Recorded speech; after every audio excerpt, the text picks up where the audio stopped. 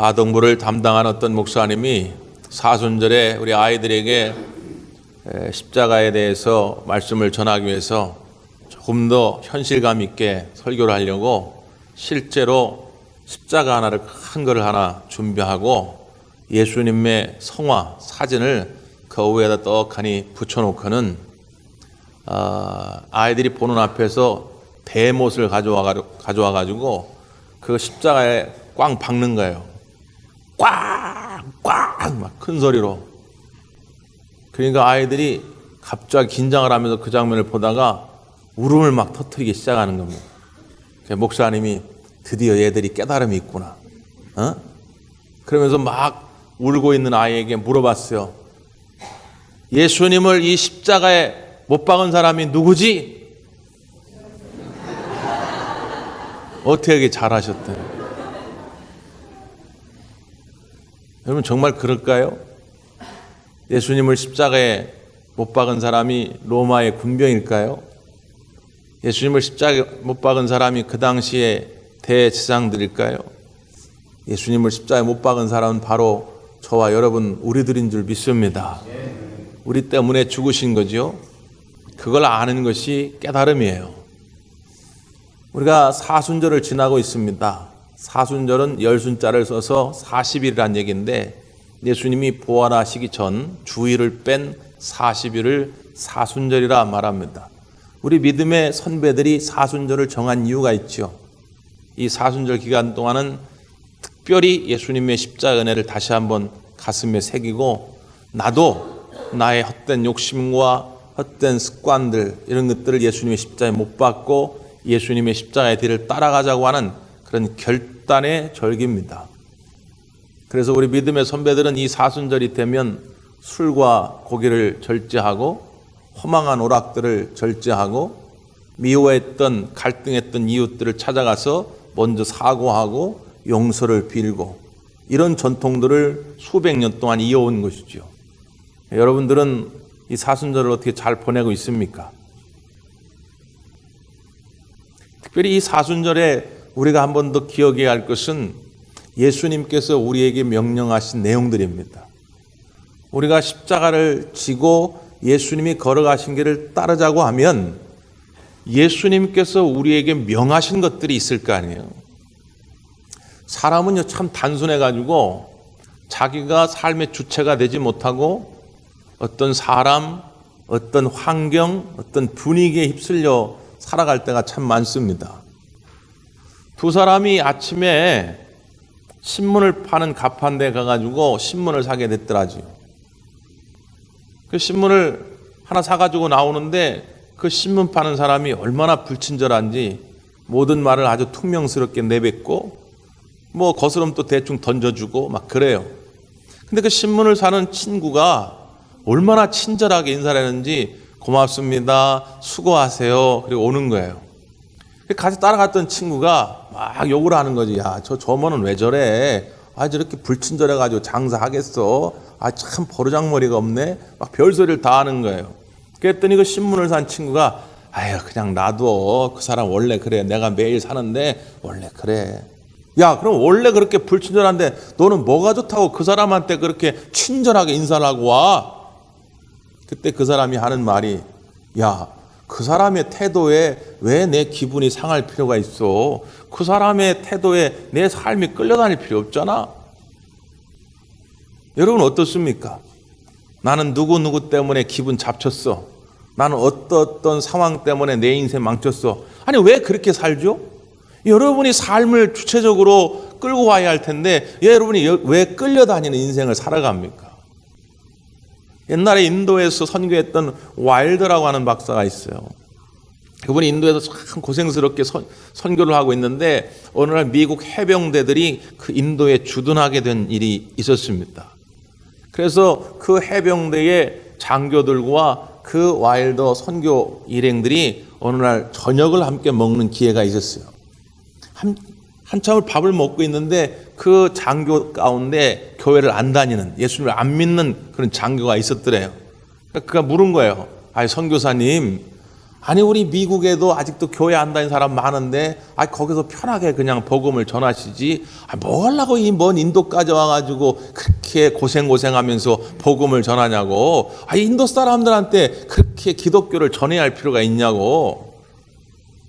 그러니까 이 와일드 선교사가 장교님, 만약에 당신의 사령관이 오늘 저녁에 모든 부하들 다 소집해가지고는 배 타고 로마로 당장 떠나라. 그러면 어떻게 하시겠습니까? 나야 당연히 군인인데 사령관이 가라면 가야지요. 그렇죠? 나도 내 인생의 사령관이 예수님입니다. 예수님이 가라고 했기 때문에 난 그 명령 따라 여기 온 것입니다. 그렇게 대답했다는 거예요. 여러분, 우리의 삶의 주관자가 되시고 우리의 삶을 이끌어 가시는 분 우리 예수님인 줄 믿습니다.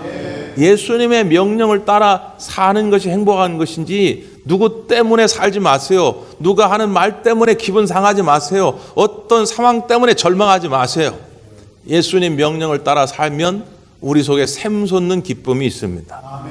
그래서 성경은 늘 우리에게 강조하는 거예요. In Christ. 주 안에서 항상 기뻐하라. 주 안에서 범사에 감사하라. 주 안에서 있으면 우리가 항상 기뻐하고 범사에 감사할 수 있는 거지요. 그래서 여러 가지 그 주님의 명령을 한번 이 사순절 기간 동안 묵상해 보려고 합니다. 때로는 달콤한 명령일 수도 있고요. 때로는 아주 거친 내 마음이 약간은 받아들이기 어려운 명령일 수도 있는데 명령이기 때문에 순종하는 거예요. 여러분 기분 따라 받아들이려면 받아들이고 싫으면 관둬라 그런 거 아니에요. 그러려면 예수 뭐하라 믿습니까? 내 마음대로 살지. 우리가 예수님을 믿는 것은 내가 듣기 좋으나 나쁘나 명령이니까 순종하는 거예요.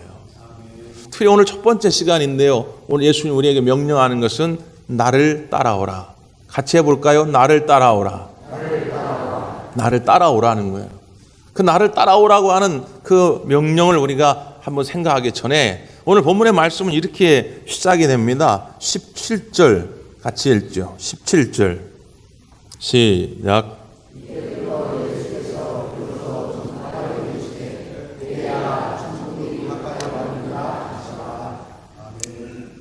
이때부터가 어느 때부터지요?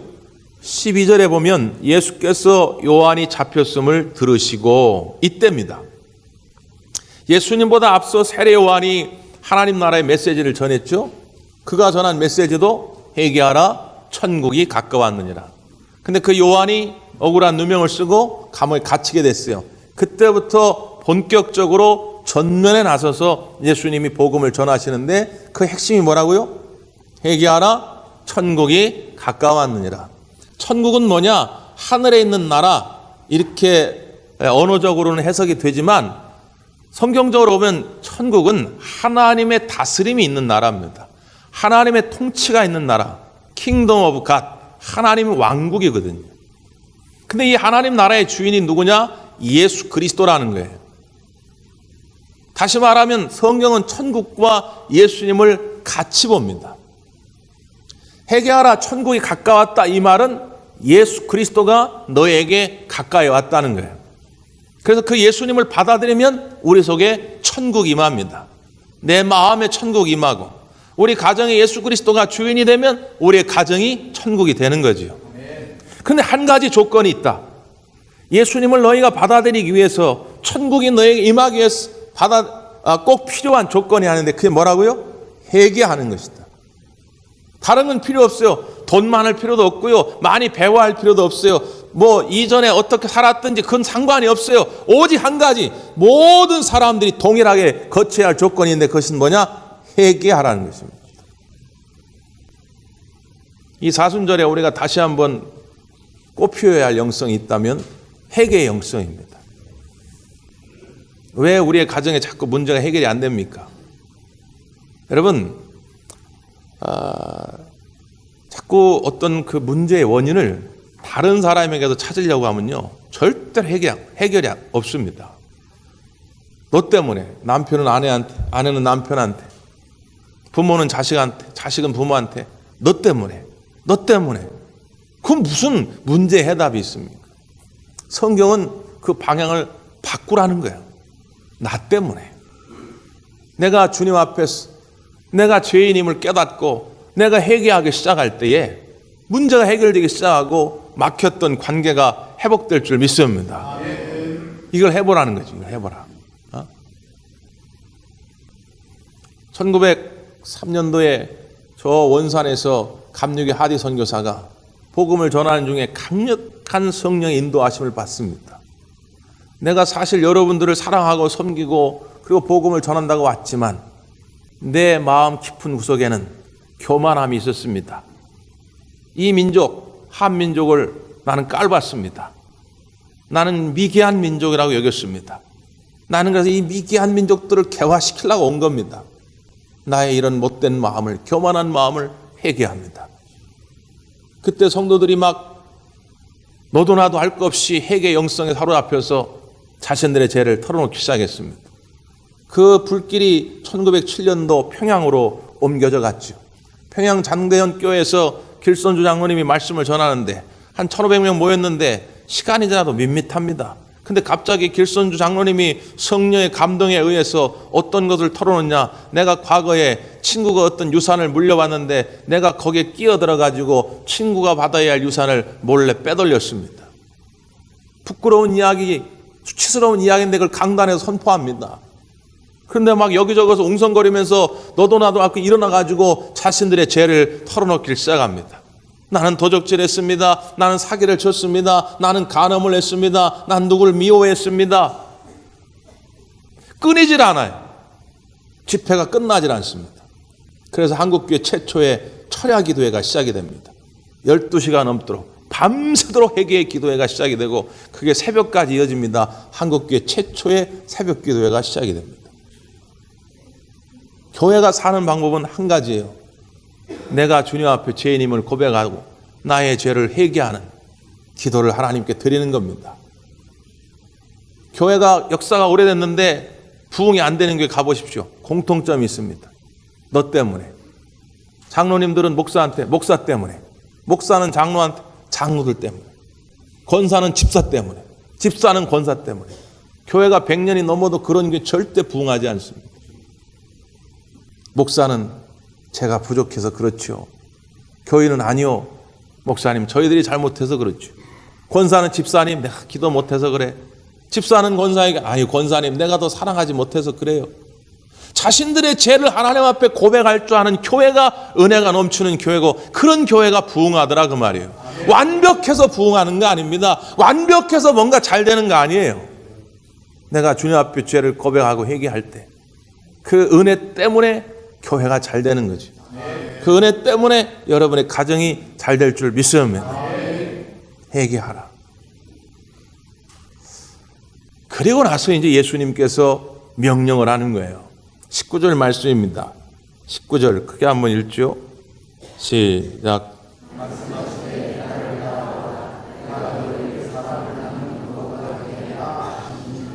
한 번만 더 읽습니다.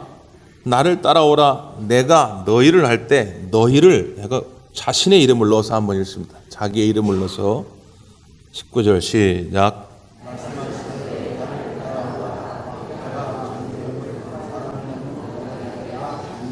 아멘. 나를 따라오라. 따라오라는 말이 무슨 의미겠어요? 인생의 방향성을 완전히 바꾸라는 거죠. 가치의 우선순위를 바꾸라는 것입니다. 이런 얘기가 있어요. 하도 어려우니까 정말 여기저기 막 돈도 빌리러 다니고 구걸도 하러 다니고 그러니까 그 동네 부자가 불렀어요. 야, 내가 기회를 너한테 한번 줄 텐데 내 방에 10,000원짜리가 다발로 쌓여져 있다. 네가 가방을 가져와 가지고 1시간만 내가 딱 줄 테니까 주워 담아라. 1시간 동안 주워 담는 건 다 네 거다. 그 얼마나 신이 납니까? 큰 가방을 가져와 가지고 그 방에 들어가지고 막 담고 있는데 한 10분쯤 지났는데 갑자기 어떤 사람이 와가지고 귀에다가 말하고 귓속말을 해요. 근데 이 사람이 그 가방을 내팽개치고 막 달려갑니다. 그 사람을 따라서. 왜 그런가 가봤더니 그 사람이 뭐라면 야, 우리 집에 오면 50,000원짜리가 있어. 빨리 와. 그러니까 이 사람은 깨달은 거죠. 아니 1시간 동안 10,000원짜리 담느니 그 집에 가가지고 50,000원짜리를 담으면 이건 5배 큰 장사 아닙니까? 하위 가치보다도 더 좋은 상위 가치가 있다고 하는 것에 사람들은 시간을 쏟고 정성을 쏟고 열정을 쏟아붓습니다. 지금 제자들에게 예수님 명령하는 게 나를 따라오라. 이 말에 4명의 제자가 움직입니다. 베드로와 안드레, 요한과 야고보. 그들은 그물을 버려두고 예수를 따르니라 이렇게 성경은 말합니다. 그물은 그들에게 최고의 가치였습니다. 어부였던 그들에게 그물이 없이는 살아갈 수가 없는 거지요. 그런데 그걸 버려뒀다는 거예요. 경제학적 관점으로는 이해가 되지 않습니다. 예수 그리스도의 십자가의 은혜가 얼마나 큰지 아직 깨닫지 못한 자들에게는 이 말씀이 이해가 안 되는 거죠. 이거 미친 사람들이죠. 그물은 자신들의 전부인데 이거 없으면 먹고 살 수가 없는데 이걸 버렸다는 것입니다. 그런데 신앙의 관점으로 보면 금방 이해가 됩니다. 그들은 최고의 가치를 만나는 순간 하위의 가치를 버리기 시작한 것입니다. 사도 바울은 세상에서 부럽지 않은 모든 것을 완벽하게 가지고 있던 사람이었습니다. 로마의 시민권을 가지고 있었고 유대인의 혈통을 가지고 있었고 가말리아 문화생, 지금으로 말하면 서울대 출신, 학벌로도 부족함이 없었습니다. 그런데 그는 그 모든 것을 배설물처럼 버렸다고 말합니다. 왜요? 최고의 가치, 예수 그리스도의 은혜를 깨달았기 때문입니다. 아직도 주님을 따르기가 겁이 나고 주저주저거리고 여전히 주님은 액세서리처럼 저 2순위, 3순위 필요할 때 잠깐 꺼내 쓰는 요술 방망이 정도로 남아있는 것은 왜 그러냐? 아직도 예수님이 최고의 가치임을 모르는 거죠. 몇 해 전에 미국 보스턴에서 폭탄 테러가 한번 있었죠. 많은 사람이 다쳤는데 그때 제프 바우만이라고 하는 사람이 2다리를 잃었습니다. 그가 테러에 의해서 정신을 잃고 깨어났더니 병원이에요. 마치 기운이 아직 깨기도 전에 경찰이 와가지고 막 묻습니다. 그 테러 용의자에 대해서 물어요. 그래서 막 경찰하고 이야기할 때만 해도 잘 느끼지 못했는데 경찰이 돌아가고 가만히 자기를 보니까 2다리가 절단되어 있는 것입니다. 그때의 그 절망감은 표현이 안 되죠. 받아들이기 어렵습니다. 내가 이제 2다리가 없는 사람으로 남은 인생을 살아야 한다는 게 이해가 안 돼요. 그 다음부터 사람들을 만나기가 싫어집니다. 집안에 콕 박혀가지고는 누가 불러도 나가지를 않아요. 그런데 그의 친구들이 조금씩 그에게 어떤 말을 전해주냐면, 야, 네가 그때 폭탄이 터졌을 때 정신을 잃고 쓰러졌을 때 누군지는 알 수 없는데 이름도 모르는 어떤 무명의 용사가 자기도 죽을지 모르는데 거기를 뛰어들어가지고 너를 들쳐업고 뛰쳐나왔다. 만약에 그 사람이 너를 얻고 나오지 않았으면, 그래서 응급실에 실려가지 않았으면 너는 생명을 잃었을지도 모른다.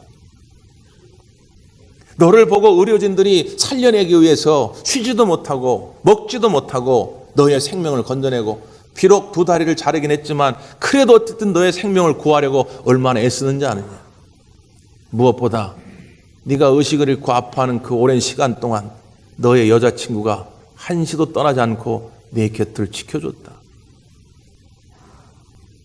자신에게 쏟아부었던 그 많은 사람들의 사랑과 은혜들을 깨닫기 시작하면서 그의 마음이 열려지기 시작합니다. 아, 그랬구나. 내가 이렇게 주저앉아만 있으면 안 되겠구나. 그래서 마음을 다시 열고 책을 써서 회고록을 쓰고 지금도 미국 전역을 다니면서 그런 절망 속에 있는 사람들에게 용기를 주는 메신저 역할을 하고 있습니다. 여러분, 이 사순절에 우리가 특히 기억해야 할 것은 그 예수님의 십자가의 은혜. 내가 죽을 수밖에 없었던 죄인이었는데 나를 위해 죽으신 그 십자가의 은혜를 깨닫는다면 주님을 따르는 게 겁나지 않죠. 거기에 생명이 있는데요, 생명. 영국의 리차드 다이스라고 하는 사람이 1차 대전 때 영국군으로 참여했다가 일본군 포로 수용소에 갇히게 되는 일이 있었습니다. 근데 그 수용소 안에서 많은 사람들이 전염병으로 죽어가요. 그래서 리차드 박사가 연구를 해보니까 물이 문제예요, 물. 그 수용소 주변에 늪지대인데 물이 오염이 됐는데 그 오염된 물을 마시고 사람들이 자꾸 세균에 감염이 돼가지고 시름시름 앓다가 죽게 되고 이게 전염병이 돌아가지고 많은 사람이 죽습니다. 근데 이리차다 박사가 예전에 알고 있던 상식 하나가 있는데 누군가부터 들은 이야기가 뭐냐면 코코넛이 완전히 익기 전에 약간 덜 익은 상태에서 그 안에 있는 물은 완전히 무균의 상태, 조그마한 오염도 되지 않은 그런 물이라는 거 하는 것을 알고 있었던 거죠. 근데 다행히 그 수용소 주변에 그런 코코넛들이 많았던 거예요. 그래서 그 코코넛을 따다가 그 물로 환자들을 먹이고 수용소 사람들을 먹였더니 많은 사람들이 치료를 경험하고 질병이 점점 사라지게 됩니다. 신기한 것 하나는 도대체 그 지역의 물이 그렇게 오염이 됐는데 어떻게 코코넛 열매 안의 물은 그렇게 깨끗하고 세균이 없을 수가 있을까? 연구를 해보니까 오늘 그 오염된 물이 들어올 때 그 나무의 뿌리가 마치 정수기 역할을 해가지고는 오염물질을 다 걸러내고 열매에 보낼 때는 깨끗한 물을 공급하더라는 거예요. 오늘 우리가 어떤 사람을 볼 때 저 인간은 너무 죄가 많아가지고 구원받기 어려워. 아유, 저 인간은 아무리 열심히 노력을 해도 하나님 앞에 나와서 쓰임받기 어려워. 우리 선입관을 가질 때 있죠.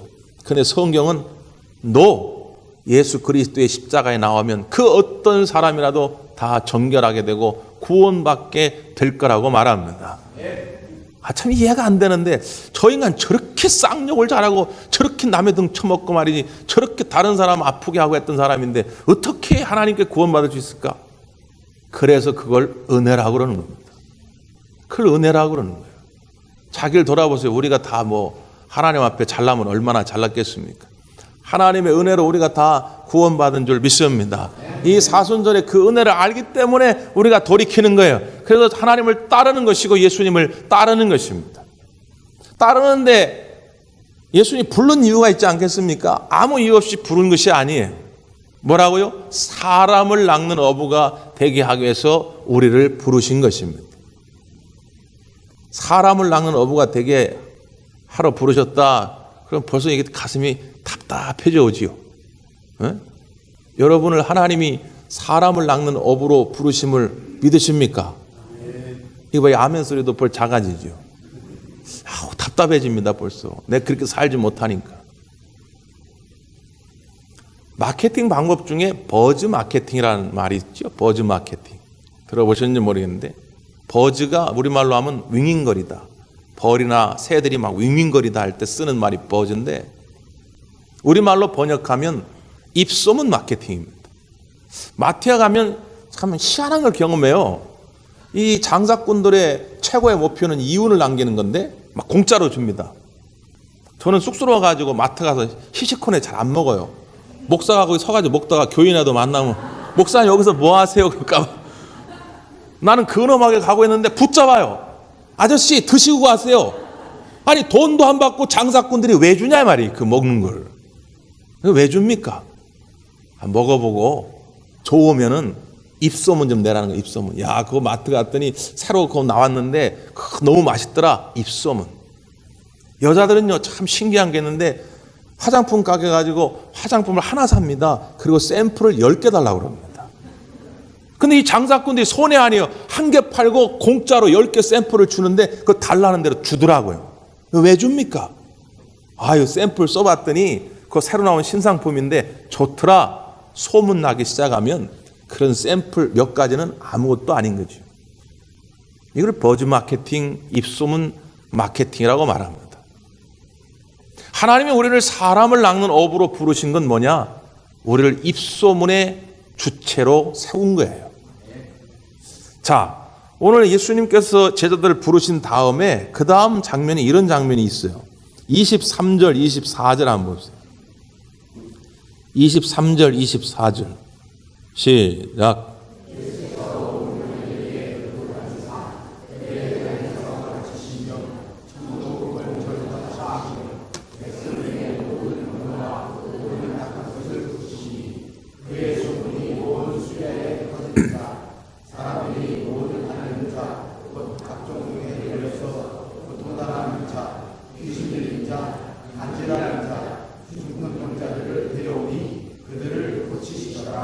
아멘.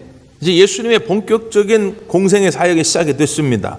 회당에서는 가르치시고 천국 복음을 전파하시고 특별히 백성 중에 모든 병과 모든 약한 것을 고치기 시작하였더니 어떻게 됐다고요? 그의 소문이 온 수리아에 퍼진지라. 소문이 퍼지려면 어떻게 됩니까? 이때 당시에는 무슨 SNS가 있는 것도 아니고요, 전화가 있는 것도 아니고요. 소문이 퍼지려면 누가 있어야 하느냐? 소문을 퍼뜨리는 자가 있는 거예요. 소문을 퍼뜨리는 자. 야, 예수님을 만났더니 내 마음이 시원해지더라. 내가 인생에 너무 힘들어가지고 물에 코 박고 죽을까 몇 번이나 내가 고민했던 건 너 알지? 근데 예수님 만났더니 내 마음의 상처가 씻음을 받았다. 내 고통이 자유하게 됐다. 너 예수님 한번 만나봐라. 와봐. 너도 예수님 만나면 네 인생이 달라져. 소문을 내는 사람이 생기기 시작한 거예요. 여러분, 우리를 하나님이 부르신 이유가, 사람을 낚는 업으로 부르신 이유가 소문을 내라고 부른 줄 믿습니다. 예수님을 믿었거든 나가서 입을 열 때마다 예수님을 자랑하세요. 입을 열 때마다 교회를 자랑하세요. 교회는 늘 공사 중이요, 늘 뭔가 치료 중이고 부족함이 있어요. 그러나 자랑하셔야 됩니다. 나중에 자식들한테, 야, 이제 너 이제 대학도 가고 너 취직도 하고 너도 이제 안정을 좀 취하고 이제 결혼도 했으니까 교회 가자. 그 뭐라는지 아십니까? 엄마 10여 년 전에 나 어렸을 때 내 앞에서 교회 욕한 거 몰라? 그때 교회 장로가 어쩌니 권사가 어쩌니 그때 내 앞에 실컷 욕해놓고 무슨 나보러 교회 가자고 그래. 그래가지고 무슨 전도가 되겠습니까? 입을 열 때마다 예수님을 자랑하고, 입을 열 때마다 교회를 자랑하고, 입을 열 때마다 여러분 믿음의 형제들을 자랑하세요. 소문을 내세요. 소문을 내. 그 소문을 듣고 그 사람이 받아들이냐 안 받아들이냐 그 사람 책임이에요. 우리는 소문만 내면 돼요. 오늘 말씀 가운데 보면 여러 가지 병들이 등장하지요. 각종 병에 고통당하는 자가 있는데, 귀신 들린 자, 간질하는 자, 중풍병자들. 병들이 많은데 이 병들을 특별히 언급한 이유가 있어요. 뭐 감기도 있고 무좀도 있고 뭐 여러 가지 손저린 거 많이 있겠지만 이 병들을 언급한 이유가 있어요. 이 병들은 당시에 죄 때문에 하나님의 저주가 임했다라고 평가받던 병이에요. 그래서 사람들이 공동체로부터 이 완전히 따돌림을 당합니다. 가족들조차도 이 사람들을 싫어해요. 그런데 예수님은 그들을 만나서 죄의 문제를 해결해 주시고 그 마음의 상함을 해결해 주시고 다시 공동체 안에 그들을 끌어모은 것입니다. 야, 와봐. 네가 예수님만 만나면 죄의 문제로부터 자유해 줄 수가 있다. 너를 짓누르고 있던 인생의 문제로부터 자유해 줄 수 있다. 이걸 소문내는 거예요. 물론 오늘 등장하는 4명의 제자들, 베드로와 안드레, 요한과 야고보도 공생에 예수님 3년 따라다니면서는 온전히 이 비전을 이루지 못했어요. 오히려 예수님 십자가에 달려 죽으셨을 때 무서워 다락방 안에 숨었으니까 말이지. 그런데 언제 그 입이 열립니까? 성령의 충만함이 그 마가의 다락방에 오순절날 임할 때에 베드로가 나와가지고 사도행전 2장에 보면 베드로와 11사도가 서서 사람들에게 말하되 내 말을 들으라. 아니, 배짱 좋게 말이죠.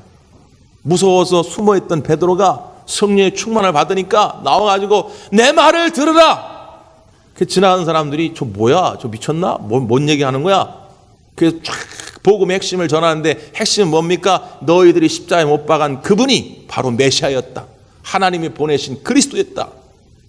그러니까 성경은 뭐라고 기록하느냐? 그날에 세례받고 예수를 믿은 자가 3,000명이었더라. 벌벌 떨던 베드로가 성령에 충만하고 나가서 복음을 전했더니 3,000명이 회개하고 돌아온 것입니다. 그리고 사도행전 3장에 넘어가면 성전 민문에 앉아있던 나면서부터 40여 년 동안 걷지 못했던 안진병이 은과 금은 내게 없거니와 내게 있는 것으로 내게 주노니 일어나 걸으라. 그의 손을 붙잡아 끌어당겼더니 그가 일어섰다는 거예요. 베드로가 무슨 배짱이요 무슨 능력이 있어서 그랬겠습니까? 성령께서 베드로를 통하여 일하신 것이죠.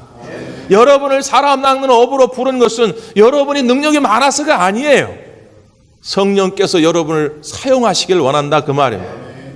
주님, 나를 사용하여 주시옵소서. 내 입을 열어 주시옵소서.